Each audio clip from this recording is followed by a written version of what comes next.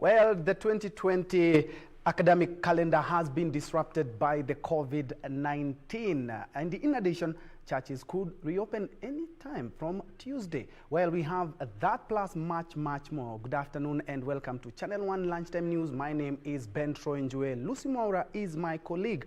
On the bottom right of your screen, we'll handle our sign language interpretation.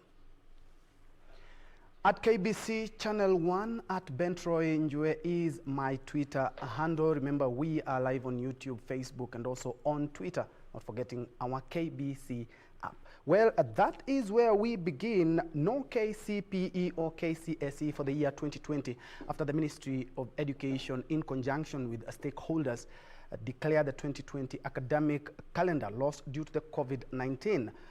This is what the CS, George Magoha, had to say about reopening of schools.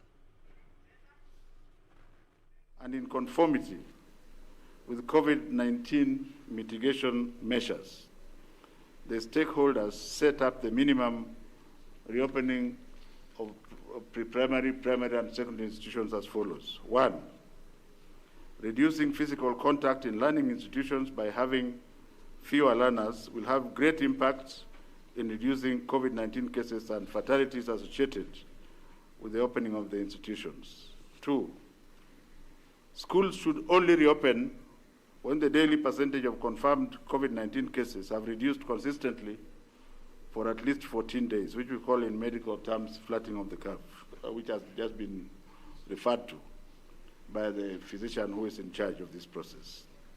C, social and physical distancing is actually the most critical factor in ensuring safety and health of our learners for the reopening of the learning institutions. And I would like to add that His Excellency the President took the children to school through the 100% transition. And to most people, they think 100% transition means you take the people who have passed the exam. But what we actually did is we went to the people and took the children who are not in school to the various places that they should have gone. If you are supposed to be in Form 3, you went to Form 3. If you are supposed to be in Standard 7, you went to Standard 7. So we have the children at school. Hand washing with soap and or use of sanitizers, wearing of masks properly, and monitoring of body temperature. Here again, it's important to remember that you use the gun, not something that will be touching the body like in the past. So we shall be using the gun to ensure safety of learners. The total number of COVID-19 cases in Kenya is rising steadily, and up to yesterday we recorded 8,067. The highest daily number of cases was reported only 3 days ago on the 4th of July and was 389. Ladies and gentlemen, based on this very disturbing trend, stakeholders have shelved the initial proposal to reopen basic education learning institutions in September for Standard 8 and Form 4 candidate classes because of the following reasons. Number 1, there will be 2 Form 1 classes in 2021 academic year. The country will experience very severe equity challenges which may be constitutional in nature when only 2 basic education classes reopen and transition while all the other children lose the year. Although the 2020 Form 4 cohort will have left, the total number of candidature in Form 4 is 752,000 as compared to approximately 1.2 million in Standard 8. Which would mean then that even if we had the intention of using the space left by Form 4, we would be having a deficit of in excess of 438,000. Therefore, it shall be difficult, in fact not difficult, it will be impossible to achieve social distancing. And even social distancing apart, we shall be unable to have physical classrooms for this huge number. 4, all learners in grade 1 to 4, standards 5 to 7, and Form 1 to 3 in 2020 will remain in the current classes in 2021. Therefore, there will be no KCPE examinations in 2021, in the later part of 2021, because the students in standard 7 and Form 3 it will be practically impossible for them to cover the syllabus of 5 terms within 1 year. 6, the number of teachers required will increase because secondary schools will have a challenge of having enough teachers, especially for the optional subjects, to meet the demand of split classes. In Form 1, there are 11 compulsory subjects, which will necessitate employment of more teachers to handle the Form 1 double intake. 7, the inter-country movement of students in boarding schools will pose a severe challenge, especially for those traveling from Nairobi, Mombasa, and other counties, with high incidence of COVID-19 infection. This will contribute to the spike, leading to the uncontrollability of this disease. And 8, since the infection curve is rising at the moment, as we approach September, I am advised by Mr. Mayo that over 90% of the parents have expressed very strong reservations of sending their children to school until the curve flattens. And Mr. Mayo has branches in every county and in every sub-county. And through the WhatsApp groups, he's able to collect the opinions very quickly. Ladies and gentlemen, faced with this uncertain environment, these stakeholders have resolved to reopen all basic institutions in January. This is based on the assumption that the curve will have flattened, or we shall have known a little bit much more about this virus. Nevertheless, it is important to state here that this decision is not cast in stones. As His Excellency the President says very clearly, that all children are equal and must be treated equally. Should the situation change at any stage, then this committee that is behind me will have an opportunity to look at the situation again and see whether this can be brought forward. The implications of this... Yes, earlier talking about the school calendar, which has been disrupted by the COVID-19 pandemic. From education matters, let's now focus on religious matters, where the Interfaith Council has said that churches could reopen as soon as Tuesday next week, but without diluting that further, let's now join my colleague Irene Mchuma Odim, who is with the chairman of the council, Archbishop Anthony Muheria. Irene, if you can hear me, what is the latest?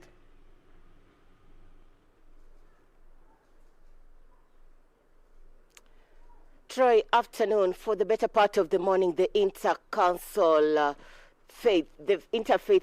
has been here at Ufungamano House holding meetings after another. This is after the president announced a reopening of churches countrywide, and they were looking at measures that they will put in place ahead of the reopening of churches.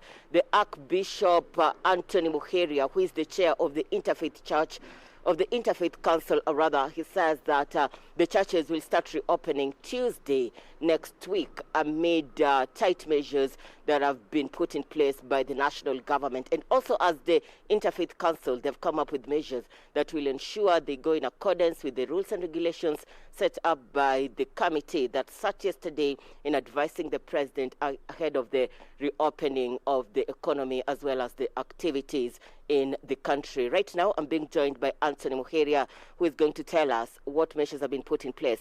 But then, key among these, how are we going to control the numbers now that they said only 100 should be allowed? And also, the aged above 58 years should not go to church. How are we going to control this, and also the young ones below the age of 13 years? Thank you very much. As you realize, and as the President yesterday highlighted, we are going into a time whereby it is about individual responsibility and institutional responsibility.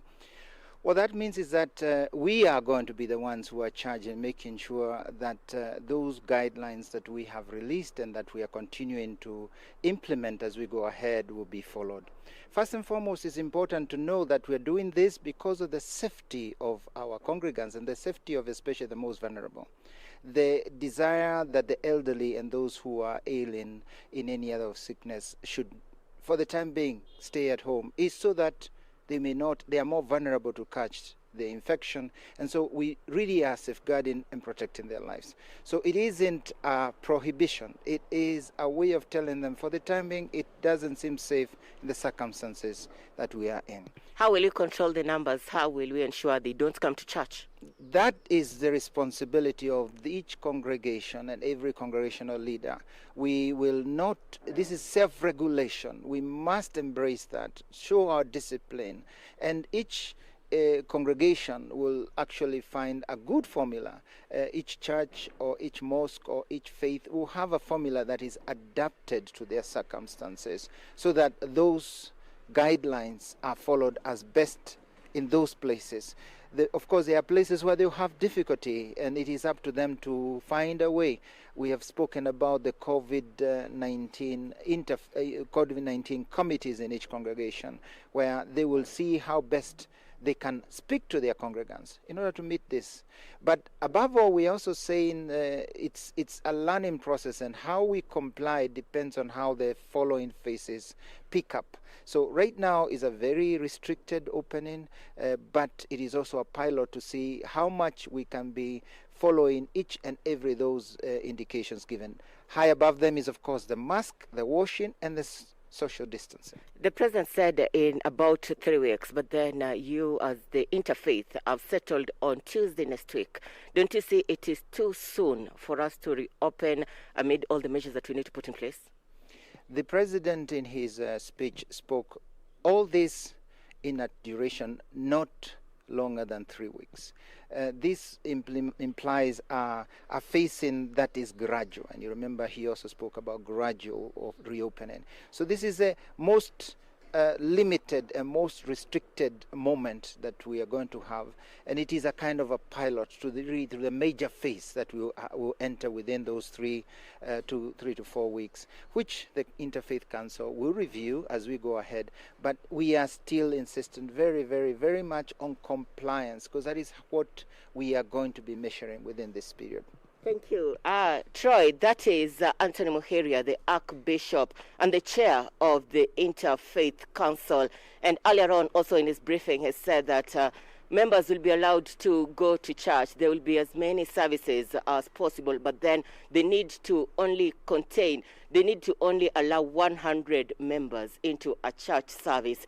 And Troy, this is one of the moves that the church leaders have been lobbying for, at least for them to be allowed to go back to their place of worship and preach the gospel. Troy?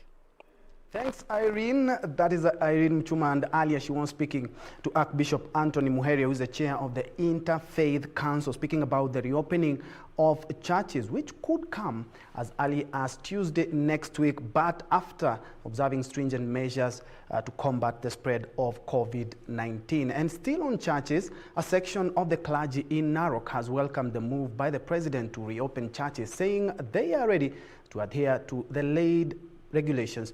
Places of worship will now be open with 100 members as the maximum number of congregants, and according to the new directive, all session should not exceed 1 hour. Children under the age of 13 years and those over the age of 58 shall not attend the worship.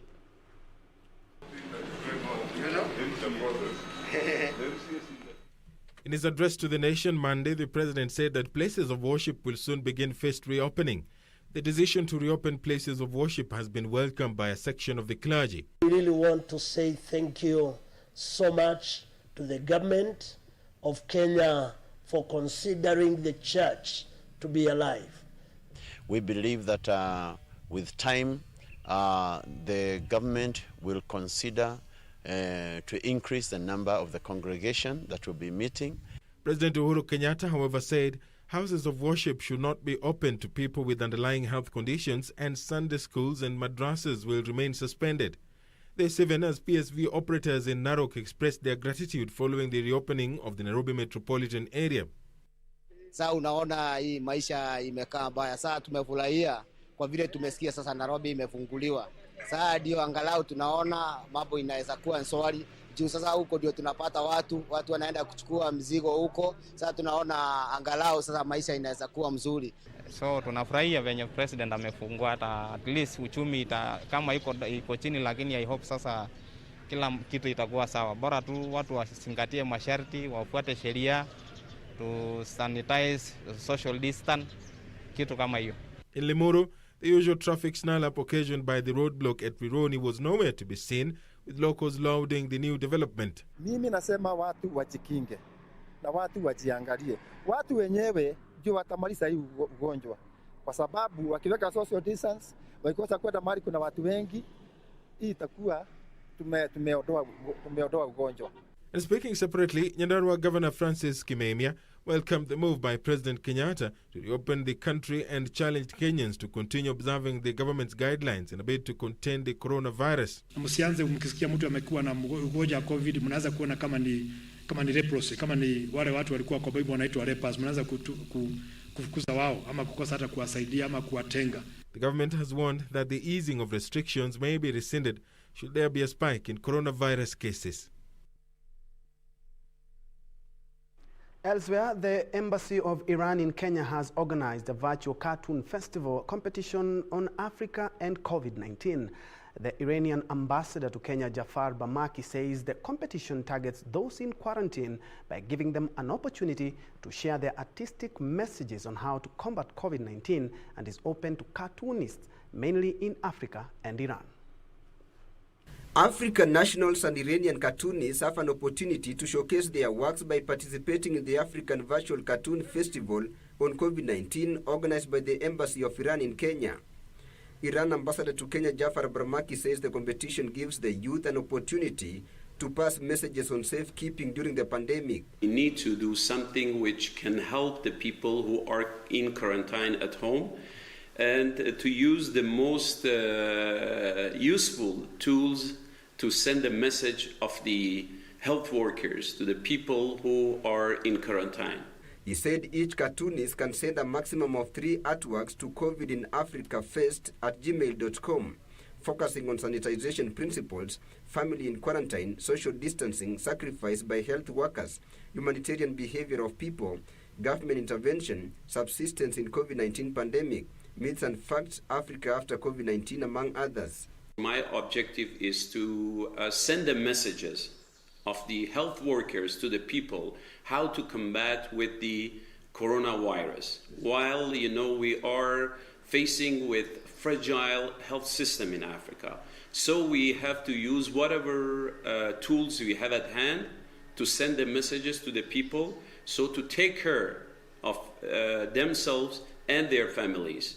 The best artwork selected by public votes will receive $300, while the runners-up will receive $200. The winner selected by the jury will receive $500. The first runners-up will receive $400, while the second runners-up will receive $300. By the jury, we have, in fact, 3 prizes, which the first one will receive $500, the second one will receives $400, and the third one will receive $300. All entries will receive a voucher to access free health services for 3 months at the 7 Red Crescent clinics in Africa. Those who send artworks to enter into the festival, a voucher will be issued for them to have free access to the services of the Iranian Red Crescent clinics in those 7 African countries. Participants must send their artworks to the Secretariat by midnight 5th August 2020, while public voting will be held between 10th July 2020 and 17th August 2020 at the Islamic Republic of Iran's Facebook page at iran.kenya. The competition is organized in partnership with the University of Nairobi and the East African Cartoonist Society. And the national government has been urged to help deal with the harmful cultural practices in Samburu County that have denied many girls an opportunity to continue with their education.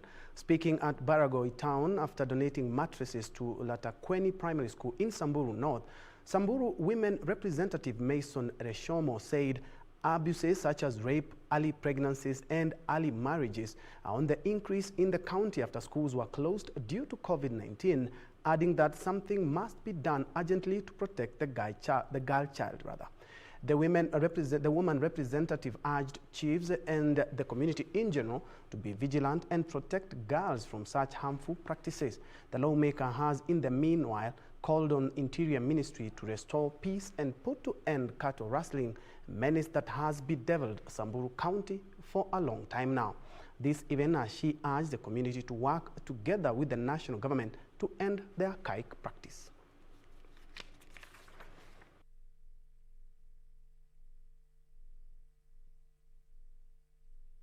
Tumesikia dunia ingine yote watoto wasichana wamejaa mimba, lakini hapa ndio ina lead Kenya, lakini wasemi.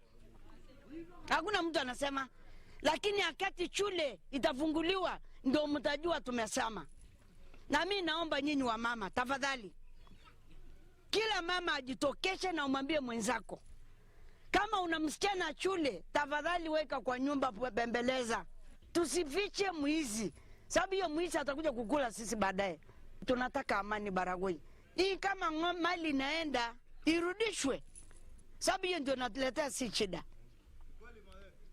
Wengine wakienda kulipisha wanachukua ya watu wana hatia. Ile innocent ingine inanyang'anywa tu maskini, na ule mwenye anachukua ako tu pale. Sisi ndo tunakuwa mstari wa mbele kuendeleza vita hapa Baragoi. Kwa hivyo ningependa kuambia hawa, tafadhalini, amani ni kitu ya maana, na bila amani hakuna maendeleo. At about 23 minutes past the hour, we are taking our fast breather, but when we come back, more news, not forgetting business and sports.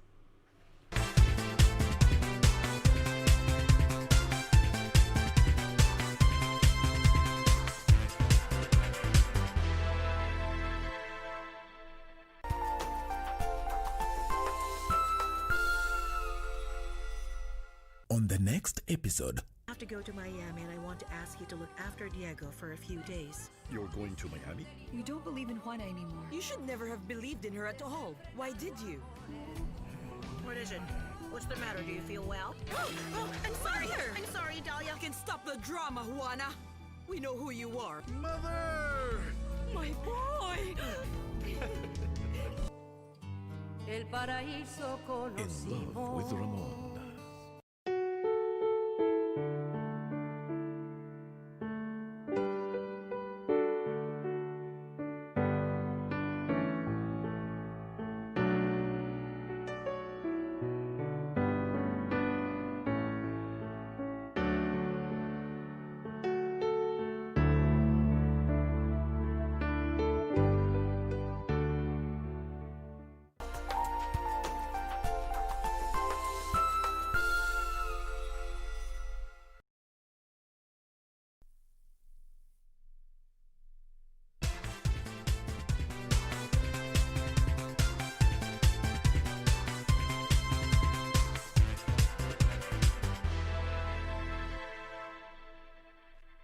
Welcome back. Thank you for keeping me company. Moving on, a court in Mombasa has ordered the detention of a man accused of fraud running into millions of shillings. Fahmi Salim had been arrested for allegedly conning several people out of a total of 11 million shillings in cash and property. Shanzu Law Court Magistrate Yusuf Shikanda directed that the accused be held for a further 14 days to allow the police conclude investigations. 34-year-old Fahmi Salim will remain in custody at the Shimolatewa prison as investigators seek to determine the validity of allegations of fraud leveled against him. Fahmi is accused of irregularly obtaining cash and property worth 11 million shillings. Shanzu Law Court Magistrate Yusuf Shikanda ordered that the accused must undergo a mandatory COVID-19 test before being transferred to the correctional facility. Salim has denied charges of fraudulently obtaining money and issuing bouncing checks to a number of people, including his mother-in-law.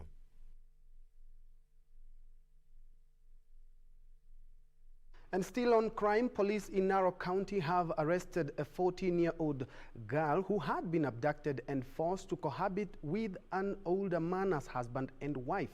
And according to Narok Central Assistant Deputy County Commissioner Abdul Galgalo Dimba, 5 suspects are already in custody as investigations continue.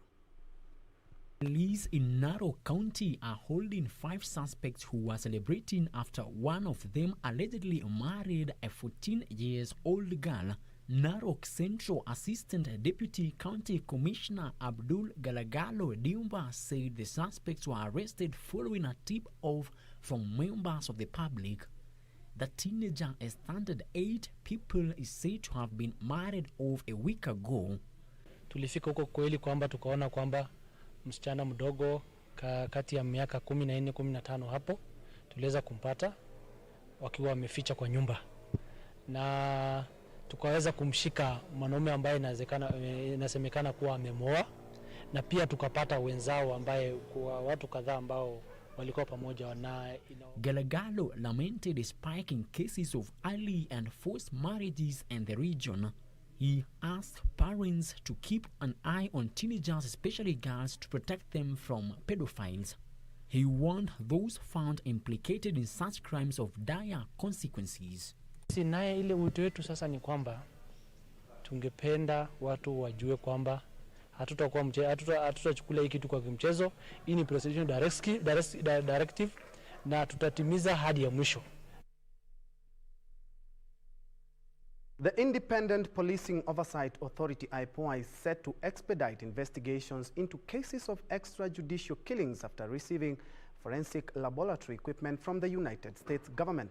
Speaking during the commissioning of IPOA forensic equipment and launch of the call center, IPOA Vice Chairperson Jonathan Lodompui said the new equipment will aid in fast-tracking investigations into pending cases of extrajudicial killings in the country. This coming as the national chairman in the National Assembly Departmental Committee on Administration and National Security, Paul Koinange, issued a stern warning to police officers found guilty of human rights violation.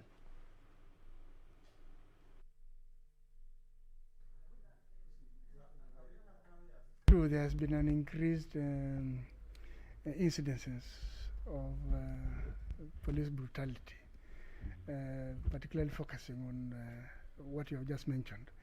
The gadgets that we have launched today will definitely unearth specific issues on gray areas, on where evidence was not coming forth. So this is a matter of time. And as we are launching these centers, we are able to really understand the aspects of the police brutality.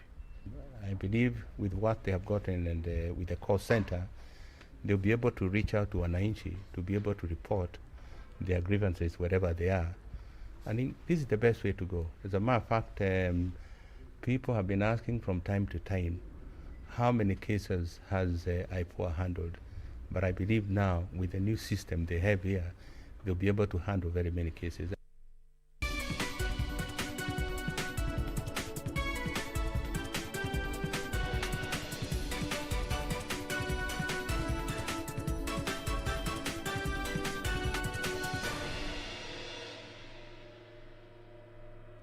In business, President Uhuru Kenyatta says completion rate of projects and programs will be adopted as a key performance indicator for all cabinet secretaries, chief administrative secretaries, and principal secretaries. President Kenyatta made the remarks in a virtual meeting with senior ranks of the executive, where he said implementation and completion of ongoing priority projects and programs as set out in his administration transformation agenda will be the focus for the 2020-2021 financial year. The government is now focusing on completion of the development projects during the year 2020-2021. The President, while addressing Cabinet Secretaries, Chief Administrative Secretaries and Principal Secretaries, outlined government development priorities for the year 2020-2021, which kicked off this month. As a measure of accountability, the President said that completion of projects will be a performance indicator for the Cabinet members. He called for collective responsibility in the implementation of government projects and programs through the involvement of entire ministerial establishments so as to ensure timely delivery of quality outcomes. The head of state said these programs must be strictly implemented within set timelines and budget, adding that his earlier directive that no new projects will be initiated except with his express authority still stands. President Kenyatta acknowledged the current difficult economic environment occasioned by the COVID-19 pandemic and reminded government departments to settle pending bills as a key priority. In support of local industries, the President said the government must walk the talk of Buy Kenya, Build Kenya agenda and directed all ministries, state departments and state agencies to give preferential procurement to Kenyan-made goods and services. Betty Kiptum, Channel 1 Business. And a women's group in Naivasha, Nakuru County have started a livestock feed-making venture to lower the cost of poultry production. And according to Kayole Smart Poultry Feeds Association Secretary Jane Wanjiru, the venture has seen them sell the surplus in Naivasha and its environs, earning them extra income. As Naivasha town continues to take a hit due to reduced activities in the horticulture and hospitality industries, occasioned by negative effects of COVID-19 pandemic, a group of women are making a killing from animal feed making venture. The group dubbed Kayole Smart Feed Association is making animal feeds from unique formula from locally available crops like soybeans and wheat. The group started producing its own feed after incurring heavy losses in their poultry venture, as 70% of the total cost went in purchasing chicken feed. We had so many problems ya chakula. Chakula kuna companies mingi zenye zinatengeneza chakula. Bei imekuwa gari sana. They say they save up to 50% of every 70 kilo bag of chicken feed. Was the greatest problem. It was mixing food ama kupata chakula ya kuku. Sasa kulingana na hizo vitu ambazo tumepatiwa, at least tumejua prices, tumejua iko chini sana. 70 kilometers away in Kurosoi South, members of Tamiota Dairy Farmers Union are also being trained on how to make cattle feed blocks from various types of grass. Kuinua mifugo wetu, mazao yetu ya maziwa itawafikia hata tauni kubwa.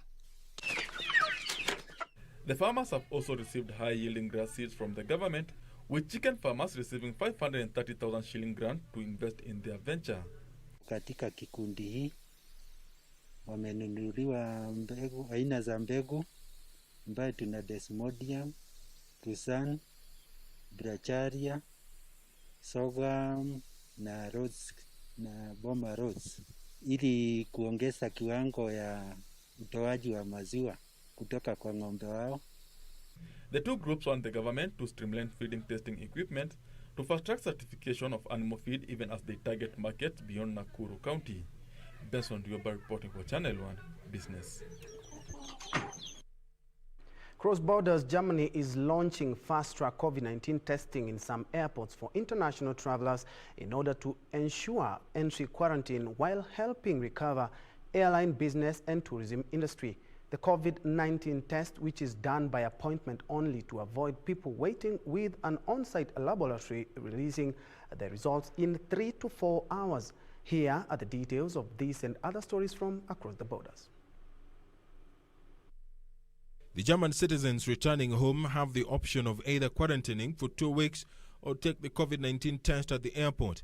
The test, which is done by appointment only to avoid people waiting, costs €190, with an on-site laboratory releasing the results in 3 to 4 hours.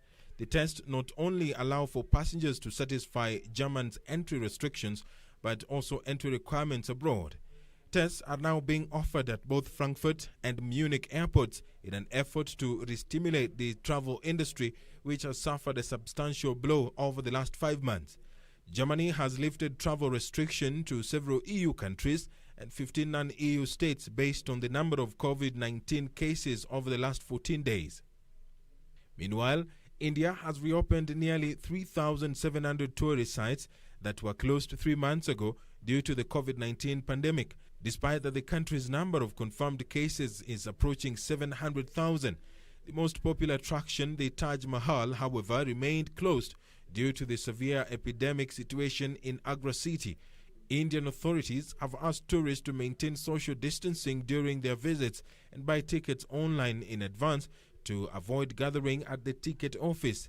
The tourism and service sector contributes to about 5% of India's GDP and absorbs about 12.75% of the country's workforce.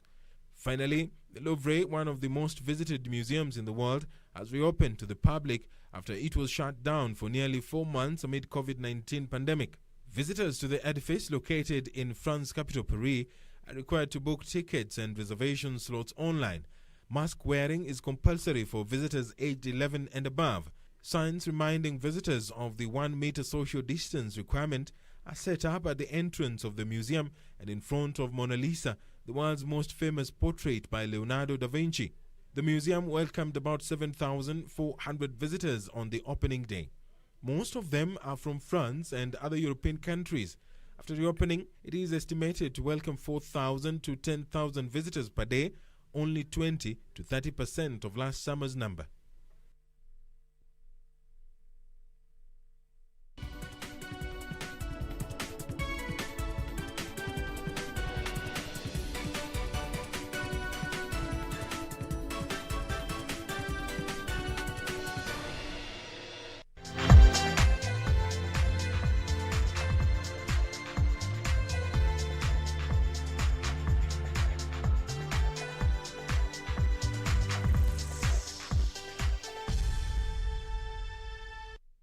Sports former director of the Birmingham City FC Academy in England, Stuart Hall, has parted ways with Kenyan Premier League side Wazito FC on mutual consent. Hall joined the club last November. Wazito finished in the 13th position on the Kenya Premier League table in the just concluded campaign. Stuart Hall's departure marks another exit in Wazito's long line of coaches. Fred Ambani was relieved of his duties in October 2019 after helping the Nairobi-based club to earn promotion.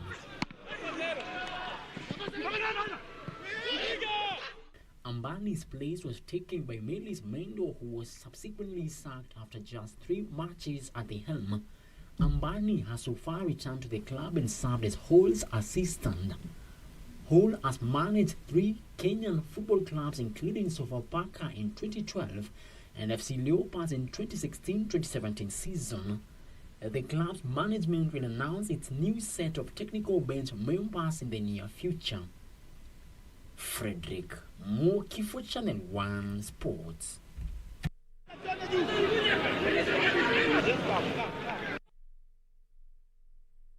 Sugar Football Club management has hailed President Uhuru Kenyatta for handing them a new bus that will greatly boost their logistics in the Kenya Premier League campaign. President Uhuru Kenyatta handed over the 52-seater bus brand new to Nzoia Sugar Company Chairman Joash Wamangoli after donating the bus to the club in order to help them in their sports engagement. The team had accumulated 13 points after 22 matches in the Kenya Premier League before the coronavirus pandemic disrupted sporting activities worldwide.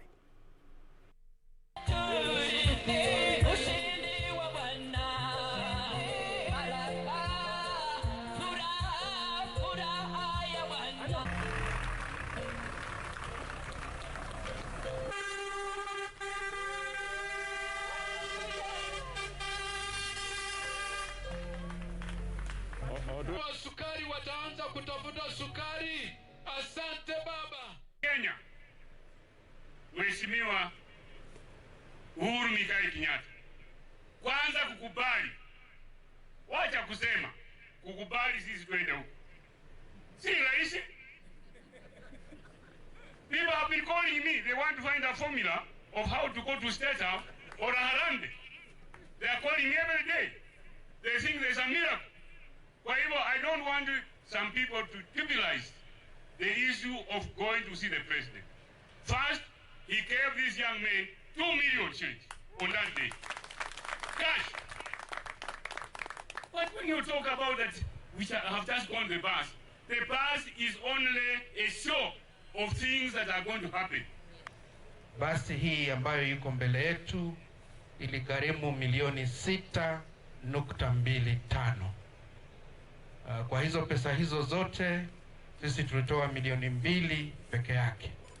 Kwa hivyo tunashukuru Waziri Eugene na wenzake kwa kuchangisha zaidi ya milioni 3.5 ndiposa watusaidie kufikisha hii basi hapa.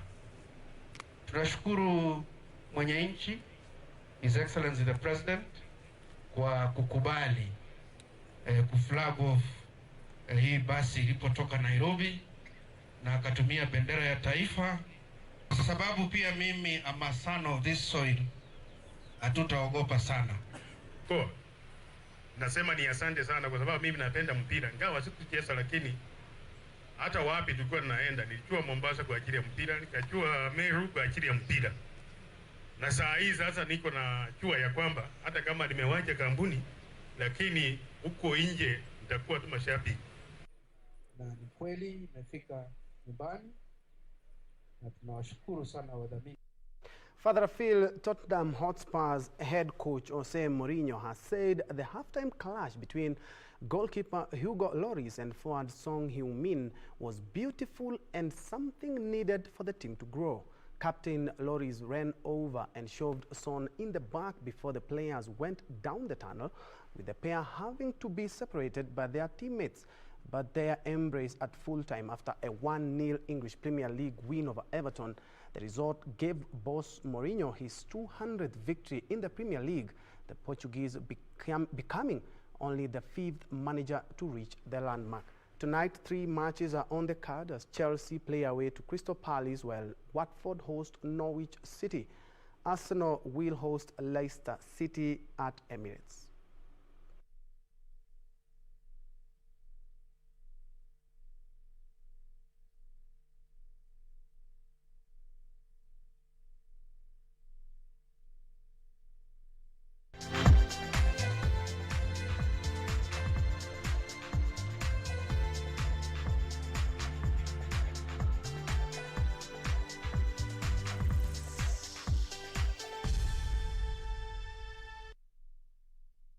It's a make or break game for Arsenal if they want to qualify for European football. That is where we put a cap.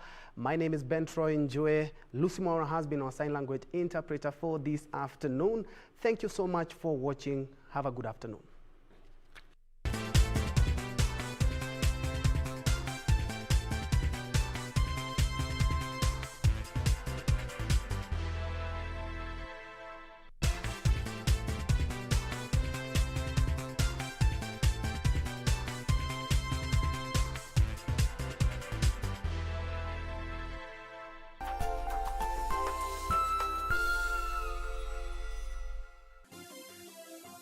Vera Beauty College.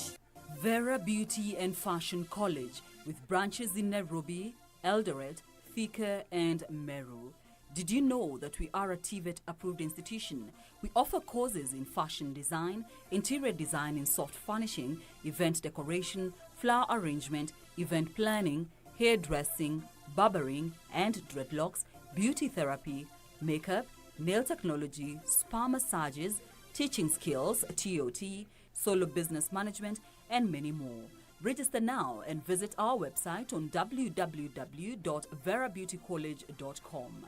You can also call on 0725 923 550 Nairobi branch, 0728 087 689 Eldoret branch, 0722 227428 Thika branch, 0725 000 706 Meru branch. Vera Beauty and Fashion College, a TVET approved institution.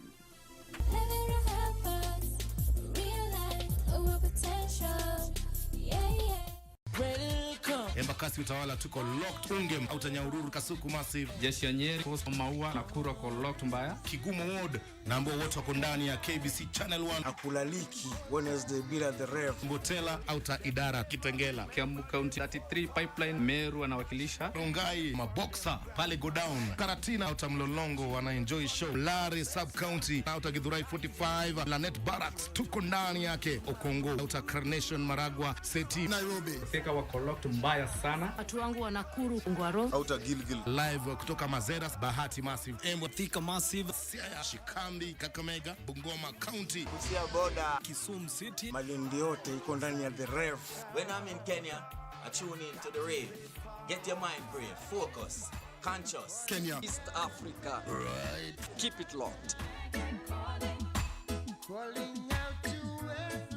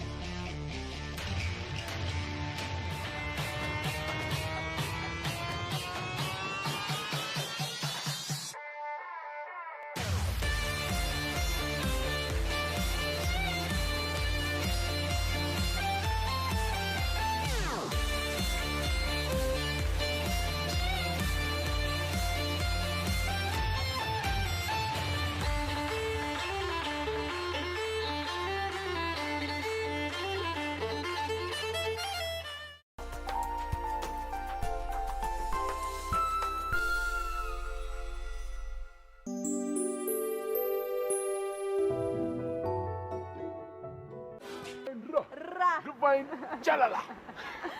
Ladies and gentlemen, boys and girls, welcome to this amazing show that is Grapevine. I hope you had an amazing weekend. Now it's time to set things ablaze.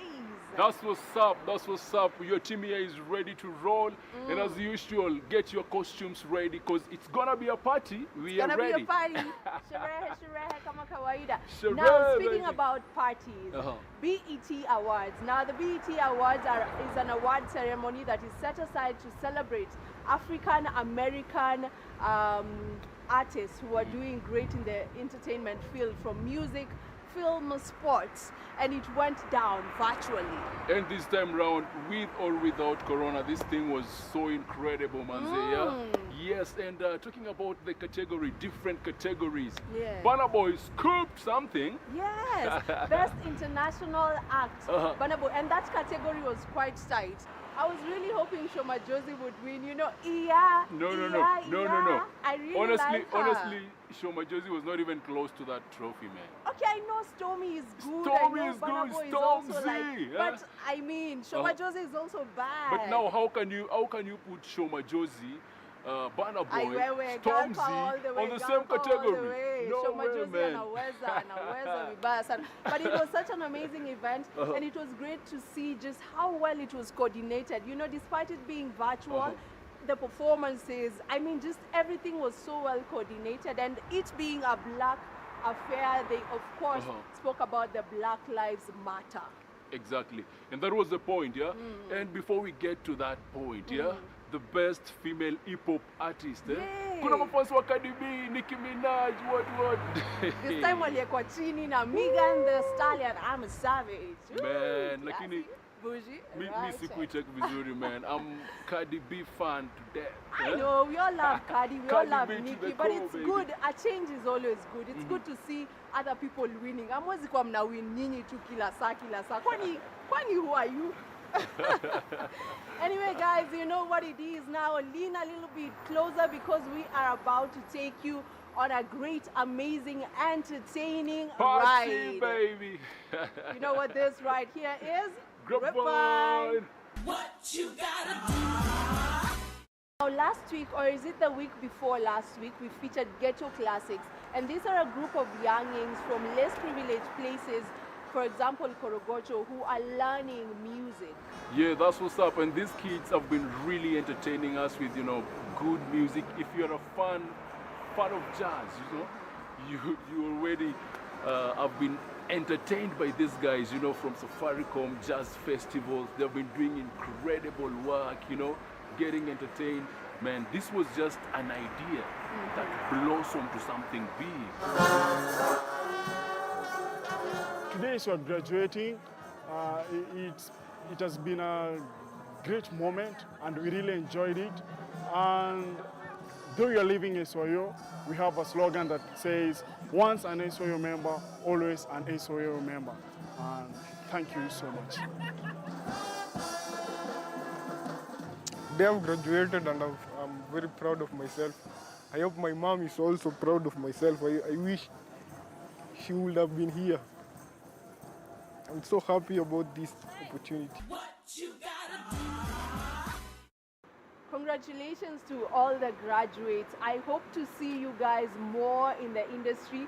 Don't sleep on this, You've got this, so take it on.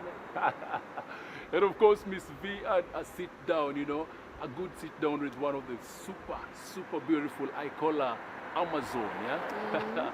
Miss Viola, yeah? Is it Miss or Viola? Viola. Take it away.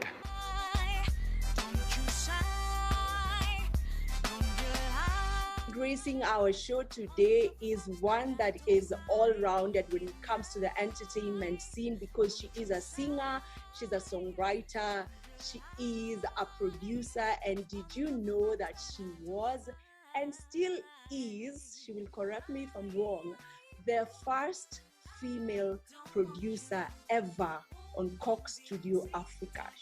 So she's making fasts, She is the one and only Viola Karori. Yeah.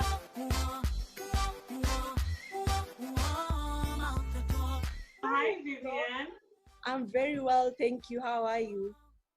I'm good. Considering this corona situation, we are just hanging in there, aren't we? How are you surviving, by the way? What's keeping you busy of late? Well, apart from this new release that I have, homeschooling. All right, so I just mentioned that you were the first female producer to ever grace Coke Studio. So is there another female who did it after you? It's just you, it's still you? For now, it's still me, but that's also because Coke Studio has not come back since 2019. But I'm hoping that, in the future, there'll be others. So it's not just Viola was the first, and it remains like that. It would be good to have others. But speaking of that, I think it was a very inspiring time. Because number one, of course, being the first female producer to ever grace that stage, the weight was very heavy. We let other women down, we portray women badly in technical jobs and things like that. But I've had such positive feedback, and other young women who are permanently sliding qua DM to ask me, how is this possible? How difficult is it to be a female producer? How to navigate basically the technical side of entertainment as a woman? Because it's a very male-dominated industry. So I'm hoping that in the future, there'll be many more. Now, speaking of making history, and all that, we cannot just put it on the side and not talk about this, that you've worked on one of the Harry Potters. Girl, you'll be winning out here. What exactly were you doing on Harry Potter? Before I moved back to Kenya, I worked a lot on on films. I did a lot of film work, sound for film, so I would be on set, recording them as they are doing as they're recording the movie. But for Harry Potter, it was one of those projects which they segmented. So there was the audio production and the video production and the book, and the publication. So they had different segments working simultaneously. So I was part of the audio production bit of that. So yes, I have it was those top secret things where you can't work on one continuous piece so that you don't know the whole story. So none of us knew the whole story until it came out. Then we were able to watch the whole thing. But beyond that, everybody had oh my gosh, these things are so stressful and so top secret. You're locked in the room when you're working by yourself. It's crazy. Oh, really? But it was fun. Yeah. That is so beautiful to know.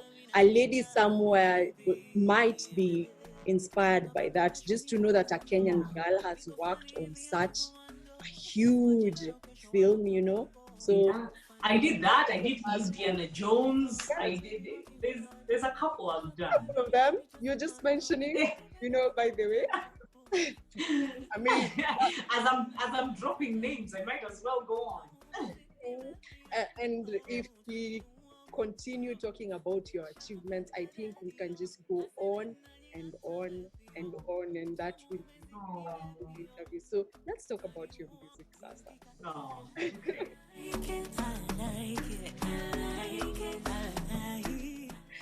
Right, so you have a new song out. I do. I like it. Yeah. Do you like it? Have you watched it? I like it. First, tell us the concept of the song before I ask you my next question. Oh. Okay.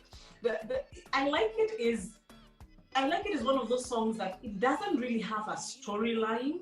It's just an expression of love of a woman and a man. There is no ati tulienda tukafanya hivi no. It's just a plain, simple, easy love song. Feel good. Danceable track that is just fun. And I had so much fun creating it. I'm in that space where I just want to have a good time. So yeah, that's about I like it. It's a gorgeous song, and the beat was produced by Kimambo Beats. So it's gorgeous. It's wonderful.